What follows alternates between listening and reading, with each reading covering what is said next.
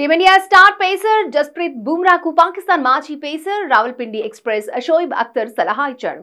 Test cricket నుంచి తప్పుకోవాలని భారత star pacer కు సూచించాడు. బుమ్రా టెస్ట్ క్రికెట్ నుంచి తప్పుకుని వైట్ బాల్ క్రికెట్ పై ఫోకస్ పెట్టాలి అన్నాడు. టెస్ట్ క్రికెట్ లో కొనసాగితే బుమ్రా కెరియర్ దెబ్బతింటుందని హెచ్చరించాడు. సుదీర్ఘ ఫార్మాట్ లో కొనసాగే సామర్థ్యం బుమ్రాకు లేదు అన్నాడు. టెస్ట్ క్రికెట్ లో బుమ్రా కొనసాగాలి అనుకుంటే బౌలింగ్ వేగం పెంచాలని, ఎక్స్ట్రా పేస్ కోసం ట్రై చేస్తే గాయపడే అవకాశాలు ఎక్కువగా ఉంటాయని అభిప్రాయపడ్డాడు.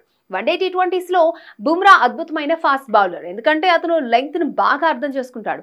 బంతిని రెండు వైపులా స్వింగ్ చేస్తూ పవర్ ప్లేలో, డెత్ ఓవర్ లో అద్భుత ప్రదర్శన కనబరిచాడు. కానీ టెస్ట్ క్రికెట్ లో మాత్రం సుదీర్ఘమైన స్పెల్ వేయాల్సి ఉంటుంది. అంతేకాకుండా బ్యాటర్లు డిఫెన్స్ కు ట్రై చేస్తారు కాబట్టి ఎక్స్ట్రా పేస్ తో బౌలింగ్ చేయాల్సి ఉంటుంది. లెంగ్త్ తో పెద్దగా అవసరం ఉండదు.